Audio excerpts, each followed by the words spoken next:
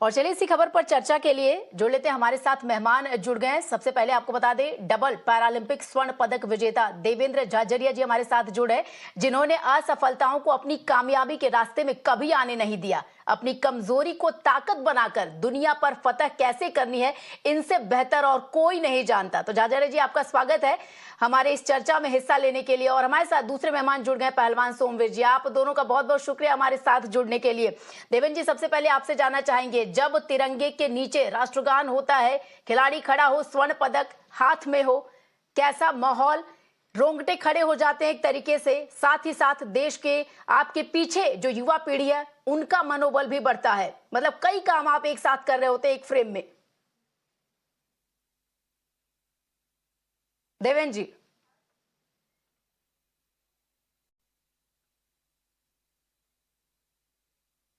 जी जी जी, हाँ जी। देवेंद्र जी, सवाल आपसे है या जिसको मेरी सबसे आवाज पहुंच रही हो जी। पहुंच गई। मैं सबसे पहले तो नीरज को बहुत बहुत बधाई देना चाहता हूं, और उन्होंने एक इतिहास रचा है। आज देश का युवा खुश है, और कहीं न कहीं देखा जाए तो हम चांद पर भी फतेह कर रहे हैं और धरती पर भी फतेह कर रहे हैं। इससे अच्छा कोई दिन नहीं हो सकता इस देश के लिए। और जी इतना कहूंगा कि बड़ी बात थी गोल्ड मेडल जीतना, लेकिन उससे बड़ी बात एक और मानता हूं कि जो बेस्ट 6 थे वर्ल्ड के, उसमें हमारे 3 भारतीय थे। तो इसका मतलब ये है कि जूनियर बच्चे इतने आगे आ रहे हैं। ये भारत का सुनहरा पल होगा आने वाला टाइम का। और आज उनके पास हर मेडल है नीरज के पास, चाहे वो कॉमनवेल्थ का गोल्ड हो, चाहे वो एशियन गोल्ड हो, वर्ल्ड चैंपियनशिप गोल्ड हो, और ओलंपिक गोल्ड का तो सभी को पता है। रियली इतिहास रचा है नीरज ने। एक बार मैं फिर से उनको बहुत बहुत बधाई देना चाहता हूँ।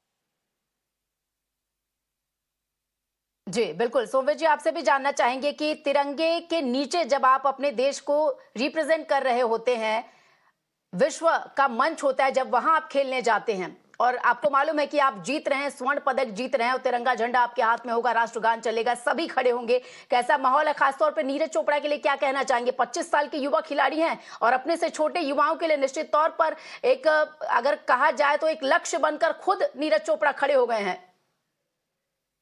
बिल्कुल जी, ये मेरे से क्वेश्चन है शायद। जी जी बिल्कुल, सोमवीर जी। मैं मेरे से क्वेश्चन है, मैं थोड़ा सा जी नेटवर्क जी इशू सोमवीर है। जी।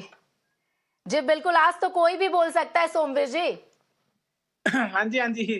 खुशी की इतनी बात है जो नीरज भाई ने ये कीर्तिमान कीर्तिमान पे कीर्तिमान जो मनाते जा रहे हैं, वो सभी देशवासी देख रहे हैं। बहुत ही गर्व की बात है कि एक हिंदुस्तान की मिट्टी से एक नौजवान जो पूरे दुनिया में एक अपना तिरंगे को सबसे ऊपर लहरा रहा है।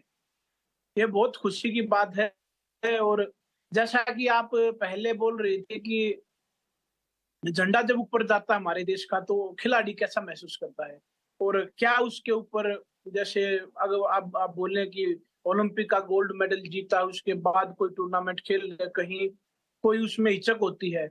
ये तो नॉर्मल सी बात है, कहीं ना कहीं तो थोड़ा सा हिचक होती है कि कहीं मिस ना हो जाए।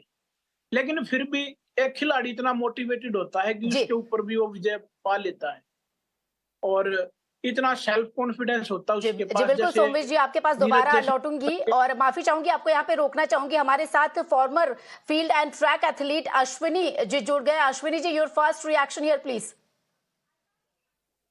I think I would like to just congratulate Neeraj and his entire team, as well as the entire Indian contingent, for a brilliant show that they have done.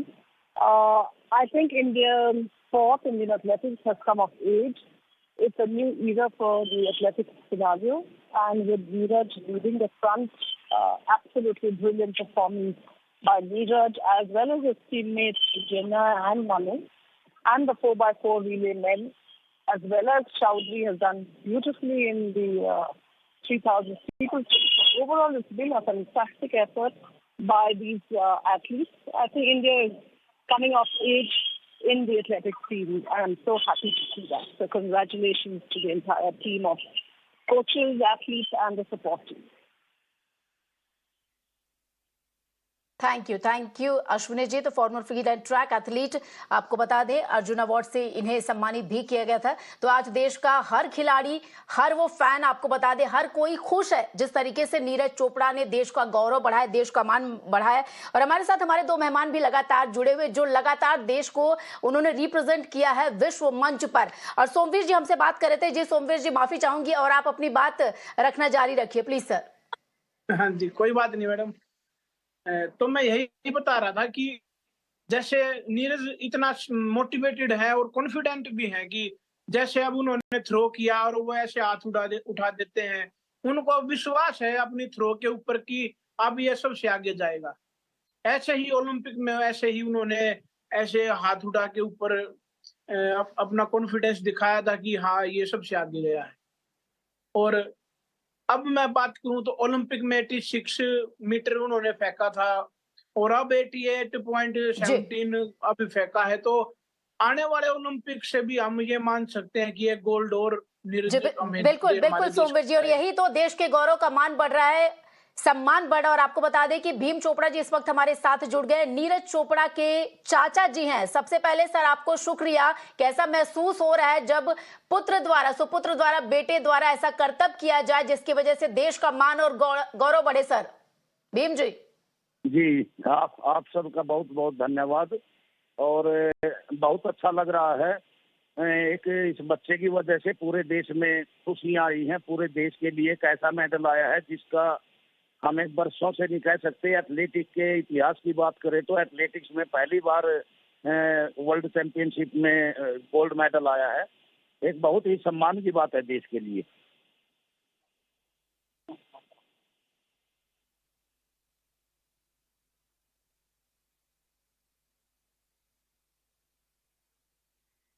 जी भीम जी, आपसे ये भी जानना चाहेंगे। जी भीम जी, आपको हमारी आवाज आ रही है तो प्लीज अपनी बात आप जारी रखिए। जी जी। तो आपके बिल्कुल सर, आपसे ये भी जानना चाहेंगे कि जी जी बिल्कुल आ रही है सर। हाँ जी बोलिए।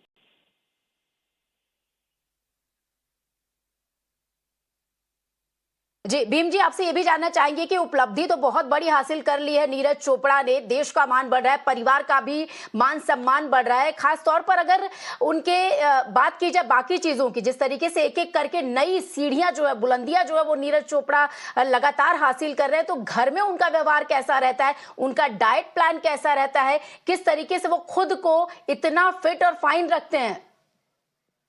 जी, दरअसल घर में उसका कम ही आना होता है। साल में मुश्किल से 1 या 2 दिन के लिए आता है। और उसका जो सारा डाइट प्लान वगैरह होता है वो सारा कुछ जो उसकी टीम होती है, फिजियो है, कोच है, वही तय करते हैं उसे क्या खाना है क्या नहीं खाना है। तो उसका मोस्टली सारा टाइम बाहर ही निकलता है। घर में तो पूरे साल में मुश्किल से वो 1 या 2 दिन के लिए आता है।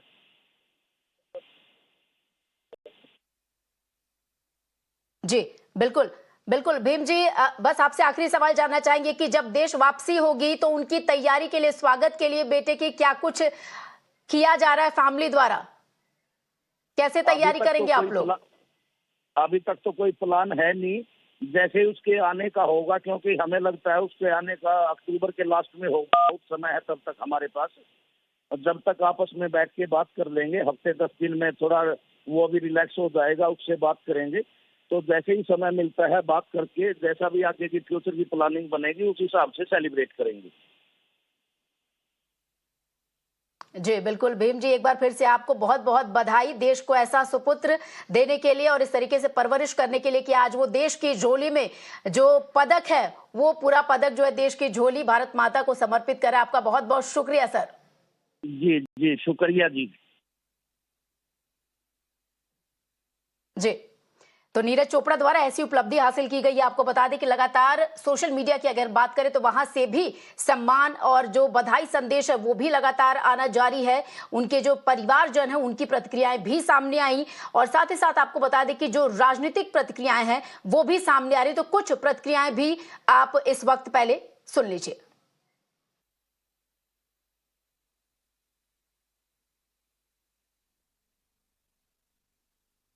यह कहूँगा जी, बड़ी खुशी की बात है और सारे भारत को ये मॉडल दिया है बच्चे का और मेहनत करी।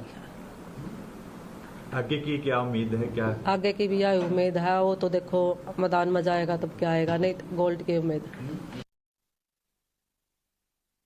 ये एक बहुत ही बड़ी अचीवमेंट है हमारे परिवार के लिए तो है ही, हम मानते हैं कि पूरे हिंदुस्तान के लिए है। वो अब हिंदुस्तान का बेटा है, खाली हम उस पर अपना हक नहीं जता सकते, वो देश के लिए परफॉर्म करता है। सबसे पहले कहूँगा मैं परमात्मा तेरा शुक्रिया और पूरे देशवासियों का तहे दिल से धन्यवाद, इतना प्यार प्रेम आशीर्वाद दुआएं देने के लिए। एक ऐतिहासिक मेडल भारत की झोली में आया है। बैठ के पूरा परिवार तय करेगा, जो जानकार लोग सारे बैठकर तय करेंगे इसको कैसे सेलिब्रेट करें, क्योंकि ये हमारी खुशी नहीं है, देश की खुशी है। पूरा देश खुशियां मना रहा है। इससे ज्यादा प्यार क्या हो सकता है? पूरा देश रात को जागकर मैच देख रहा है।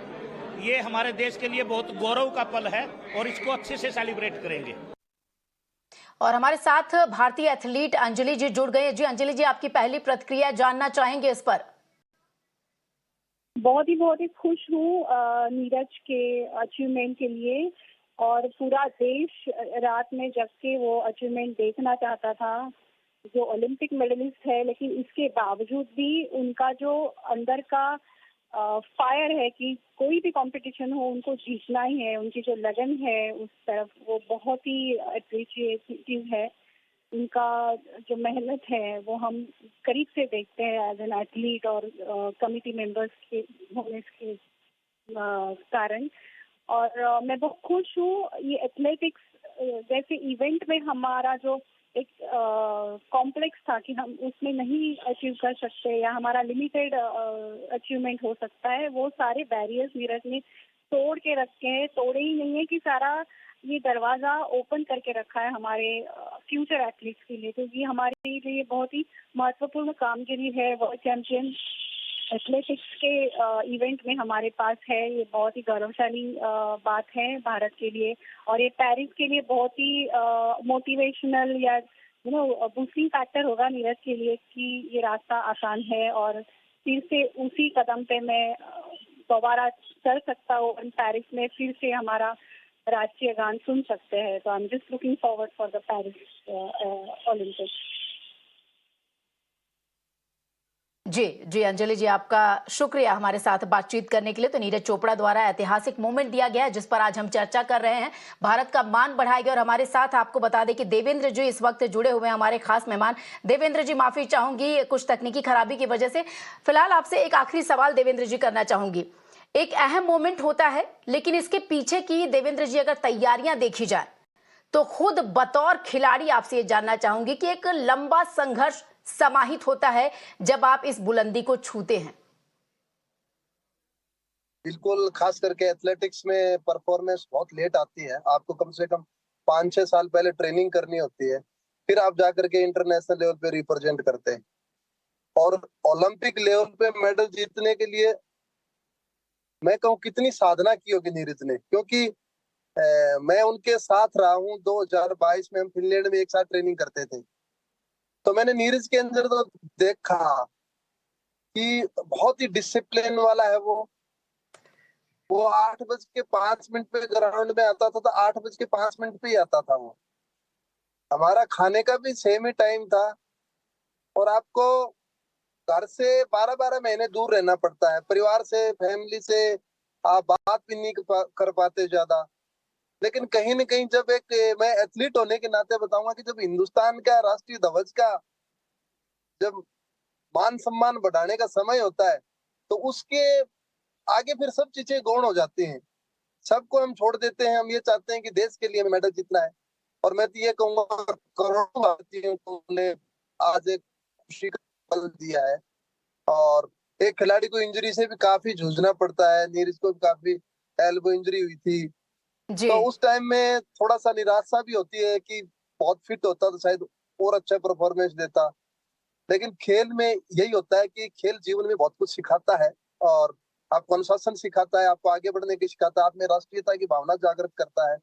इन चीजों को देखूं तो मैं आज कहूंगा कि हर भारतीय खिलाड़ी है वो आज, चाहे वो टेबल का हो चाहे पैरा का हो, जो भी खिलाड़ी हो, आज बहुत खुश है कि हमारा वर्ल्ड लेवल पे गोल्ड मेडल आया। जी बिल्कुल देवेंद्र जी, आपका बहुत बहुत शुक्रिया हमारे साथ जुड़ने के लिए और समय निकालने के लिए, खास तौर पर हमारे लिए इस चर्चा में शामिल होने के लिए। और पहलवान सोमवीर जी का भी बहुत बहुत शुक्रिया हमारे साथ चर्चा में शामिल होने के लिए। और